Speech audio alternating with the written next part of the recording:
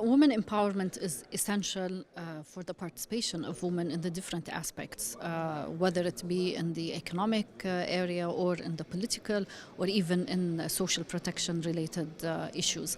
Economic empowerment is an important pillar because without economic empowerment it's difficult to talk about the participation of women in political life, for example.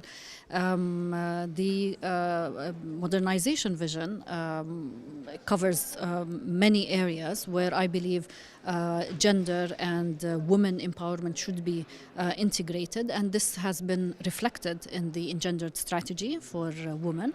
And at the Jordanian National Commission for Women, we also worked in collaboration with the IMC in order to integrate the initiatives of the engendered strategy of the economic modernization vision into the executive plan of the National Women's Strategy. And this helps a lot in terms of collaboration, in terms of joining efforts, because at the end of the day, we need to have a new approach for working on economic empowerment of women in order to see better impact. If we look at the women participation in the labor market, it stands at 14% for around a number of years. We still have equity pay gap. The pay gap in the private sector reached around 18%, according to the latest figures. We do have a similar gap also in the public sector, where it stands at around 13%. So these figures indicate that we need to see more collaboration. We need to see integration of women-related empowerment strategies, policies in the different strategies, in the different plans, in the different sectors, to see a better participation of women in the economy.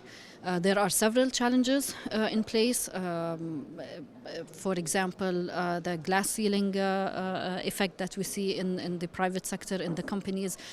We see challenges related to transportation and the possibility of women to commute, especially if we are talking about women from the governorates, where we see the economic activity is mostly centered in Amman, in Zarqa, in Irbid, in the main cities, having difficulty in commuting, not having safe transportation for women. This also puts challenges on women to enter the labor market, in addition to the work environment and the decent work environment that we're trying to promote through the different legislations, such as the labor law, as well as the social security law and other supporting laws and legislation, to ensure that we have a work environment that is supportive, that is safe, and that supports the empowerment of women, to enable women to enter the labor market and to sustain them in the labor market rather than withdrawing because of difficulties and challenges in balancing between